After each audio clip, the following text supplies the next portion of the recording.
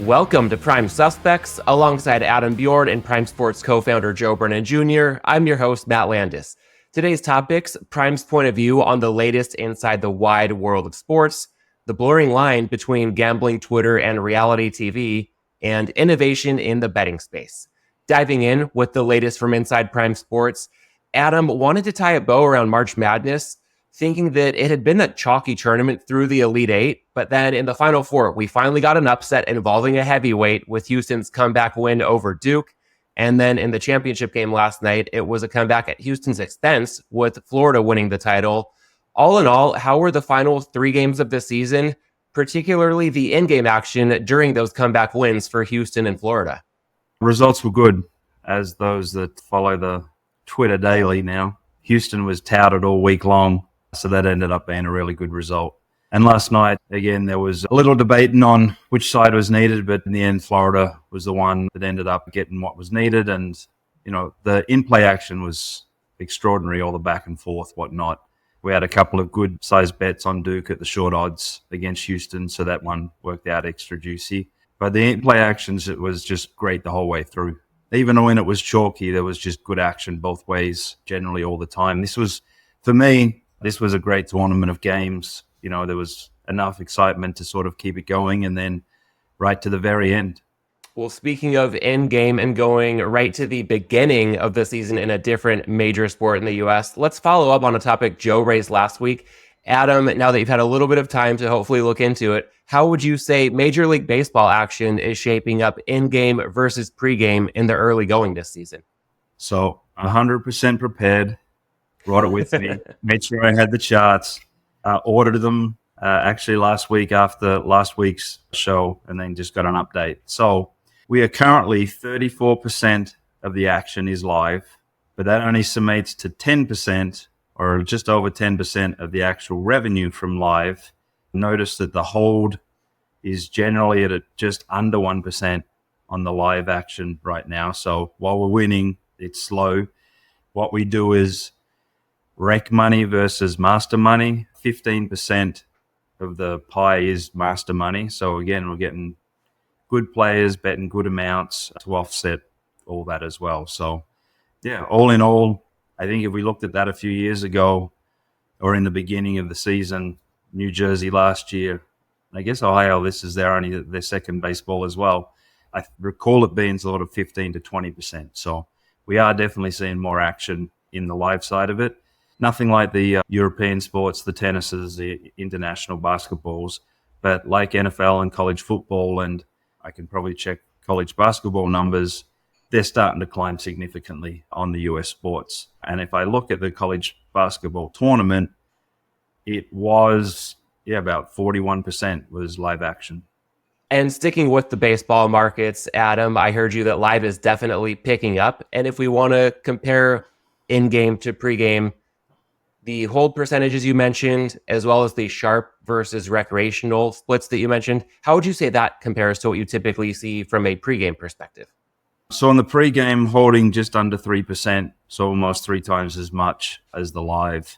And, it's generally, the thing with the live is the numbers are definitely not as efficient. And when I tell bettors if they're better off doing pre or live, go bet live. These models across the industry, great compared to what they used to be, but they're not getting that real-time feel. They're not seeing those adjustments and things like that. That's where I think someone that can really watch a game, and this is the unfortunate thing when you can only watch sort of one game or 2 games at a time, if you're not using data, picking up those sort of aspects, the models are beatable.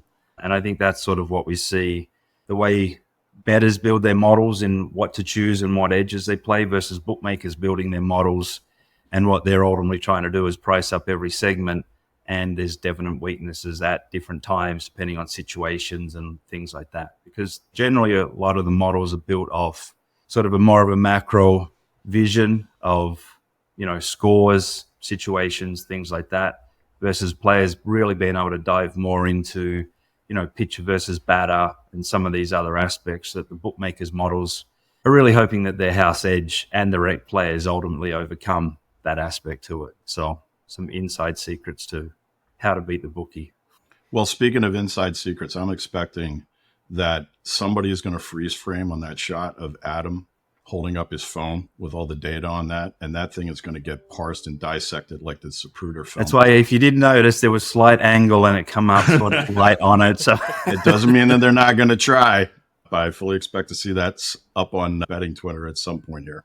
Well, wherever that may or may not wind up across betting Twitter, this segment would not be complete without also acknowledging that it's Masters week. So, Adam, what would you say the markets are telling us about the field that will soon be teeing off in Augusta? First of all, that a LIV player won't win it. So, like always, I'm hoping a LIV player does win it.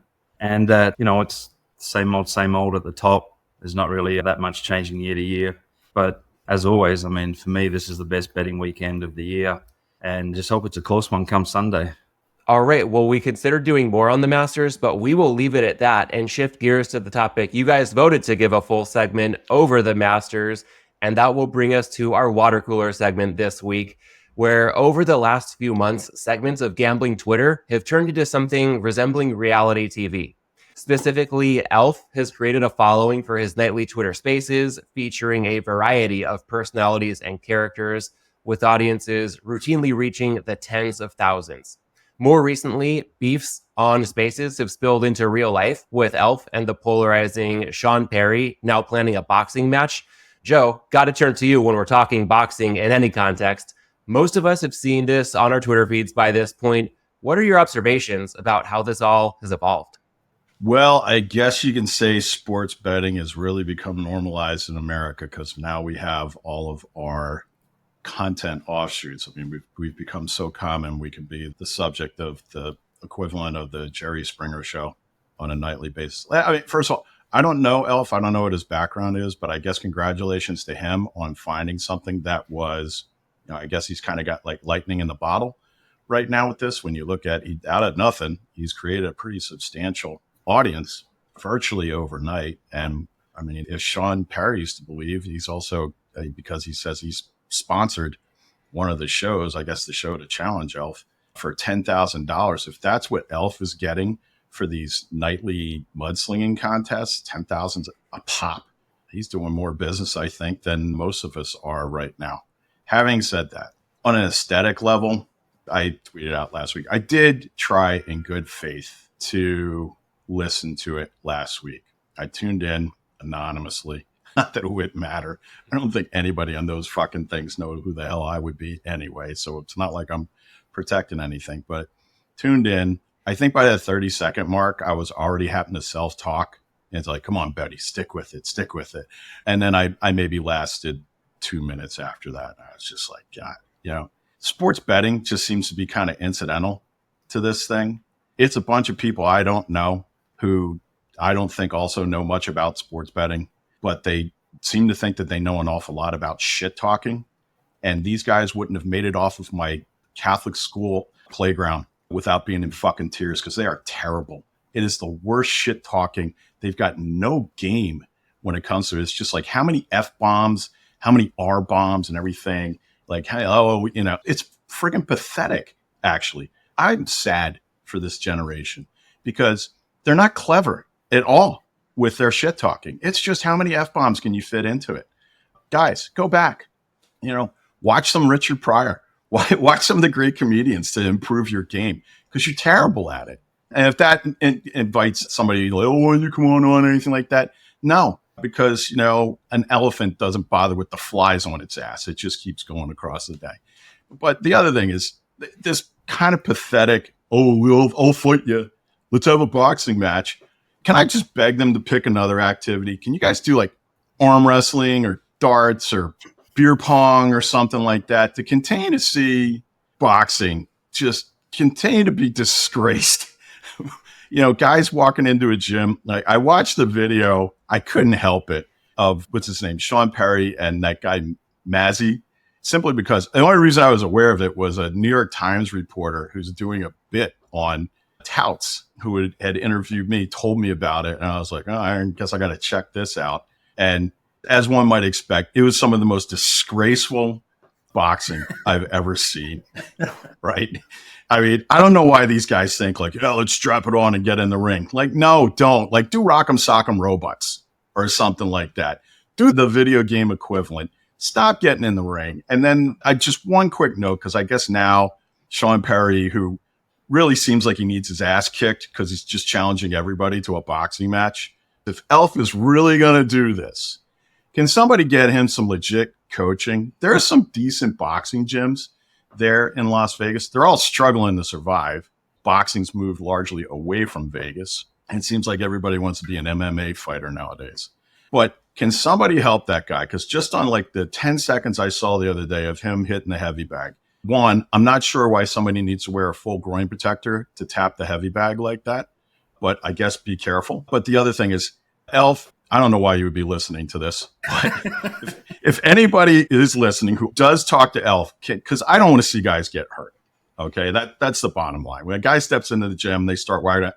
I can't stand it when I see guys doing something that I know is going to get them hurt. This is what I would say to Elf. Find somebody to teach you footwork before you start hitting the bag. He just encircling that heavy bag, he almost tripped himself 2 or 3 times.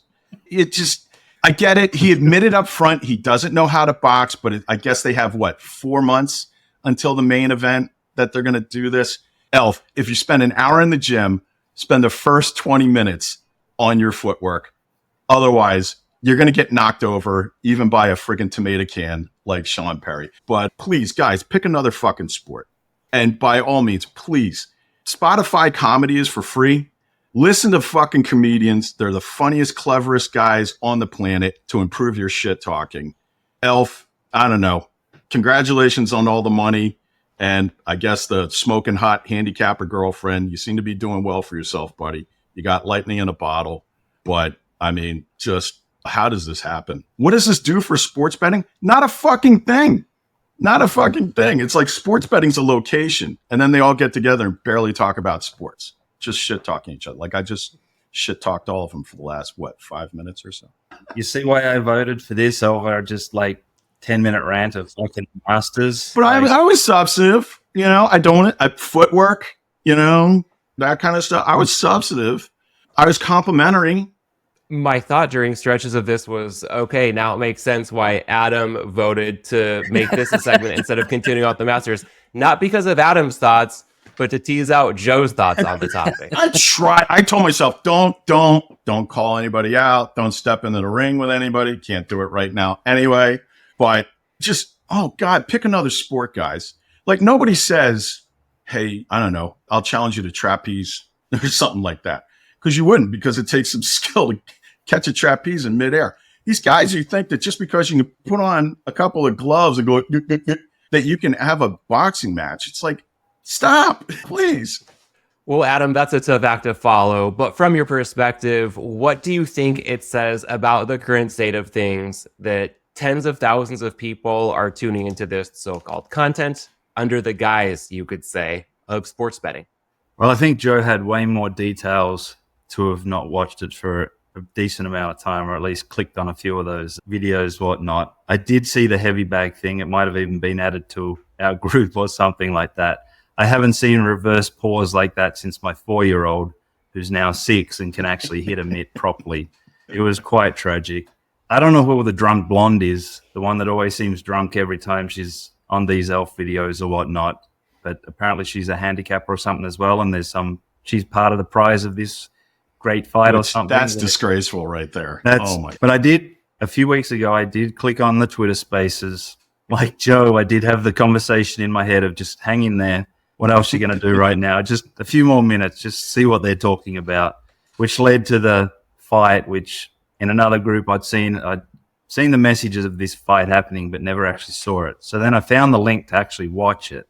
Oh boy, that was 45 seconds of what the fuck am I doing here that I'll never get back. But listen, all in all, this is a Big Brother house. This is a Survivor Island. This is what people generally do today, is try and get the attention, build something. And it kind of surmises what I've said the American sports betting culture people is. They're just looking for that one line of go bet this, and then they're good. They're good to go. And they're just hanging on to all this. But, I mean, good luck to them. It's obviously become front page news enough that we're on here just giving it some more airtime. But I thought, yeah, it'd be more fun listening to Joe talk about this than me talking about the Masters. So I think, tick, this is a winner. And I'm feeling great amounts of shame that I get so worked up. I feel like I've really let our dozens of listeners down. And I feel like, maybe like the dozens more eyeballs that we might contribute to Elf's spaces. But again, at the outset, the fact that this guy has found like lightning in a bottle, and if he's charging advertisers $10,000 a pop for these things, hey, congratulations to him, man. That's a good way to make a buck, I guess. It doesn't seem like he's paying anybody, or at least I hope he's not paying anybody for that shit talking. That is just D- shit talking. Well, I know we've used this topic as our own sort of punching bag, but in the spirit of fairness, would you guys say there's perhaps any way in which all of this somehow amounts to anything beneficial to the sports betting ecosystem at large? No, I will say this. I'm waiting to see which network pregame show has Elf on as their guest betting analyst or something like that. The guy who seems to be making out best in all of this is Elf. I don't even know the guy's real name or what his background is. I don't mean that as an insult or anything. I don't know anything about it. The guy, I just know he showed up and now he's like the buzziest name in sports betting Twitter. But I wonder, is it going to be Fox Sports? Is it going to be ESPN? Who's going to have Elf on first as their star betting analyst? From one kind of betting content to a much different kind, let's get into our look ahead segment this week, you guys. And Joe, we'll kick it off by noting that you joined Rob Pizzola on the Circles Off podcast last week, and you highlighted two primary observations that stood out to me regarding opportunities to innovate in the space. One, a better marriage between content delivery and the better experience, hinting at streamers such as Netflix and Amazon as contenders to possibly drive this. And two, the creation of a launchpad into the regulated marketplace with more manageable upfront costs, such as licensing. Going into the first point in a bit more detail, Joe, I'd be curious for your thoughts as to how a Netflix or Amazon might overcome some challenges that others haven't yet been able to conquer in this space, thinking ESPN Bet, Fox Bet, and so on. And what are the odds that inverting the equation could be the answer, marrying the betting experience with content delivery, thinking of a platform such as FanDuel Sports Network, which is already broadcasting games for 30 teams across the NBA, Major League Baseball, and NHL, or a DraftKings network pulling off the marriage more successfully? So, again, hearkening to the words of our good friend Ian Parkins, Joe, don't give away the business plan for free. And I don't know that those guys, I don't know if I should be providing pro bono strategy consulting to any of those streaming services, considering I'm already paying them every month rather than the other way around. But probably more so, like I said, it was a missed opportunity because everybody's just got a very conventional, everybody's doing the same goddamn thing. It's like, hey, I put up a sports book. All the sports books look the same. They all offer the same content and the same games. We all eventually follow the same numbers, right? Some variation on like BetCris listed it at this. And then we all follow, everybody adjusts the BetCris's numbers and come up with their own localized version of it. So everything's so homogenized that, and thinking about it, like if I was sitting there and I was a rights holder, broadcast rights holder to, NBA, NFL, whatever it may be, cornhole, I'd be thinking like, well, how do I maximize this? There's no way to truly wall off the rest of the betting industry from being able to offer something, but you have the content. What is a way that you can leverage that better and make it a whole product rather than to separated products? Like right now, you go to whatever, you bet at whatever sports book, regardless of where the game is being broadcast, right? Like I'm going to BetCris Arizona, or I'm going to Prime Sports, or I'm going to Circa, or I'm going to FanDuel while I'm watching the NFL on Fox Sports or streaming on Thursday on Amazon or something like that. And it just seems like it's a real missed opportunity for these companies that are paying all this money to get the rights to then, just let that be the model, let that be the opportunity. And it just seems like, especially ESPN and Penn, Penn just came in and changed the labeling on everything that they had with Barstool. And ESPN came at it and they just followed along. Like there's no innovation in it. And it's disappointing to see those two big companies do that and see ESPN, which really probably should have been the leader in product strategizing on that, and how does this fit into our umbrella strategy? And instead, all they've tried to do is figure out how many ways they can fit advertising for ESPN Bet threaded in throughout their content. So that's more or less what I was getting at. The one that I think was the easiest was talking about DAZN and their boxing product. And here they are, they're offering essentially like the modern equivalent of closed circuit TV on fights. Like, how do they offer unique betting markets or a unique betting experience that way? There's been a couple of people, and I alluded to it in Rob's show, that have talked about doing this. Like Fubo said that they were going to do this and all, but it never really made it past the PowerPoint deck stage. They certainly didn't develop any product around it. And I know it's a lot harder than just saying it and speaking it into existence, but it doesn't seem like anybody's really even given it a try.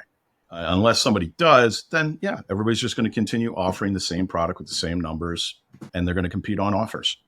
Adam, to build on that, how would you describe your thoughts when it comes to the dynamic between content delivery and the betting experience? So first of all, it doesn't matter.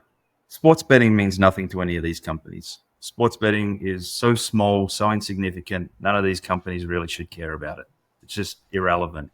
The other aspect of it, do we really want to see sports just, well, I don't mind it. And I don't mind it for my kids either. Seeing, gambling and the odds and all this stuff sprayed all over the sports. And this is how it was done in the UK and in Australia, to the point where you would have halftime shows with the updates and the odds, and you literally had a bookmaker in the booth doing commentary throughout the whole game of all these different things. So do you really want to see that? Probably not at the end of the day.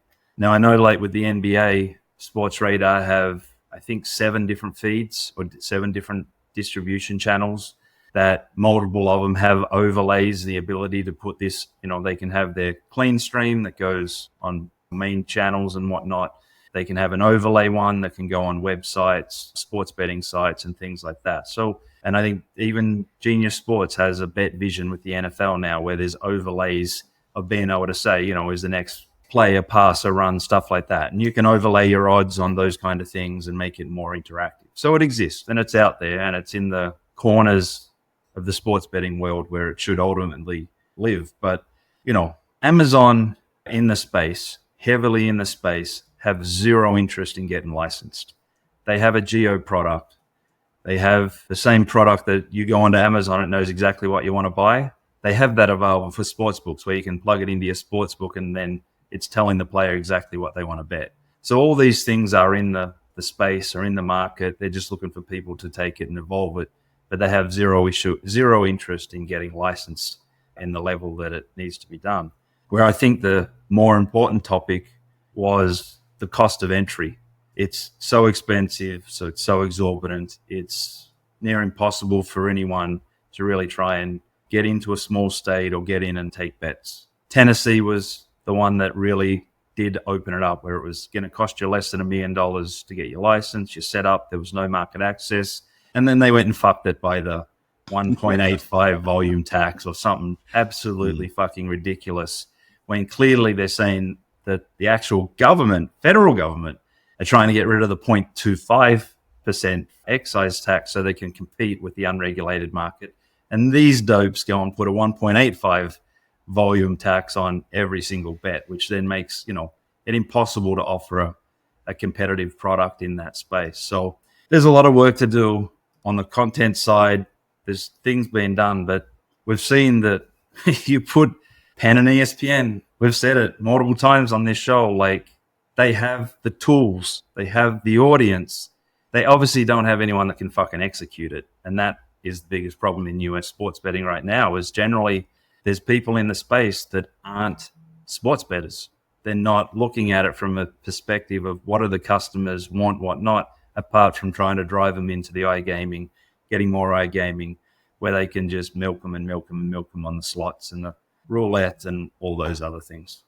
Yeah, as far as market entry for innovation and all, which was the separate topic, I think it's obviously there's a disincentive to new companies, like small startups, and that's usually where your cradle of innovation is going to be. If you're at FanDuel and DraftKings right now, you're not really thinking like, what's the neatest little out of left field doohickey that we can do? No, you're thinking about like, how do we take our SGP product and we make it we put it even more on steroids and make it, and like, how do we perfect that?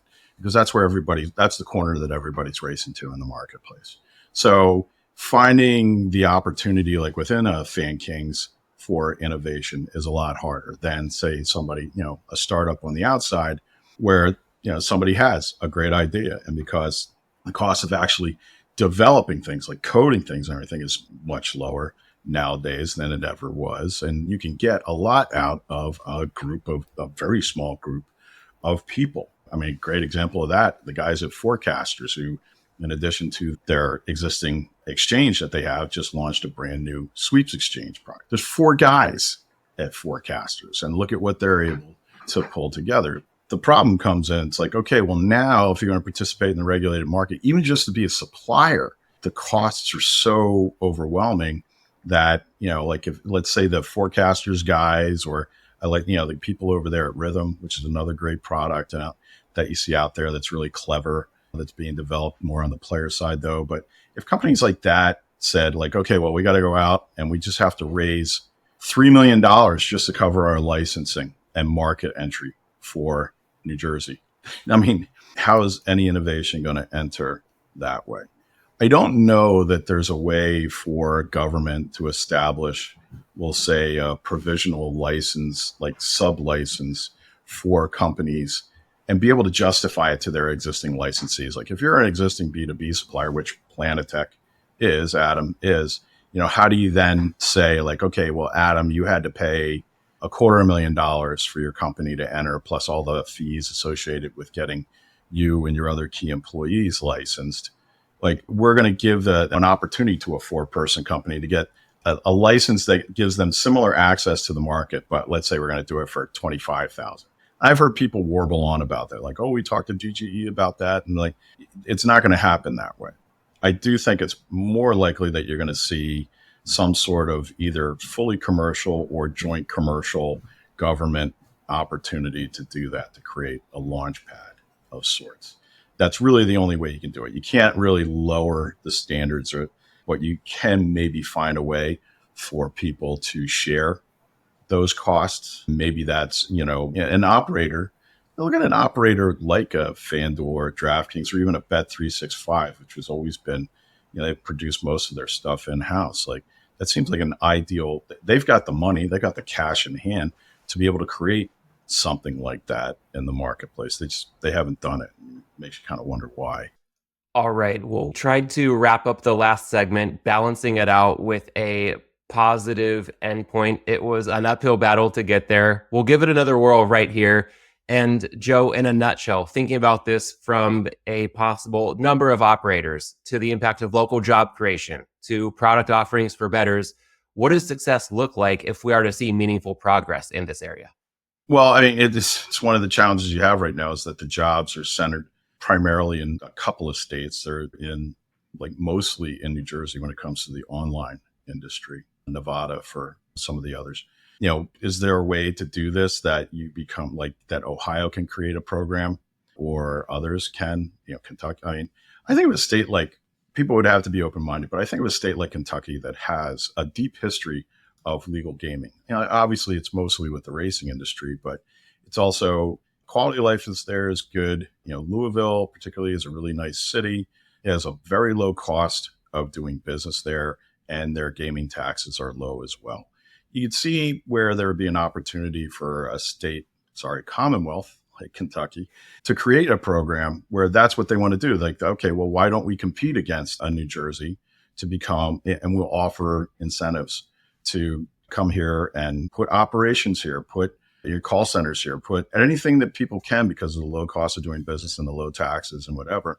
And we'll create incentives around creating jobs. But it is a lot harder for this industry to say, we're going to hop in, and in every state, we're going to do this. I don't know that that's possible.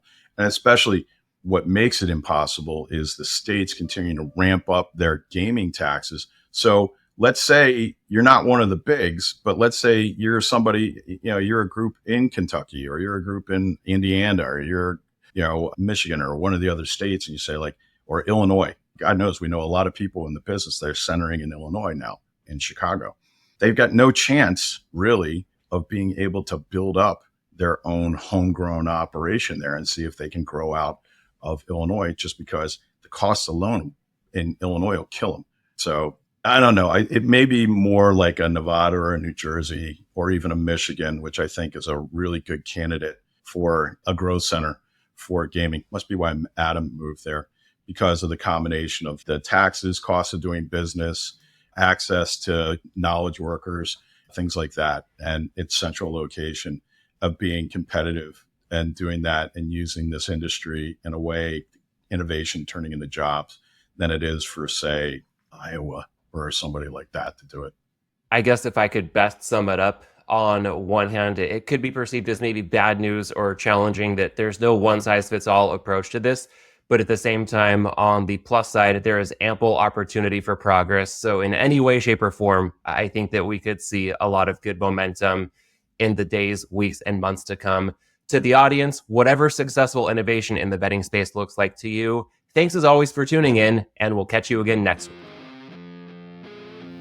Thanks for listening to this week's episode of Prime Suspects. Register for Prime Sports at primesports.com and download the Prime Sports app. You can follow us on Twitter at PrimeSuspects_, at Joe Brennan Jr., and at Adam Bjorn 2. You must be 21 or over to play on Prime Sports. Always bet responsibly and within your limits. If you or someone you know has a gambling problem, call 1-800-GAMBLER.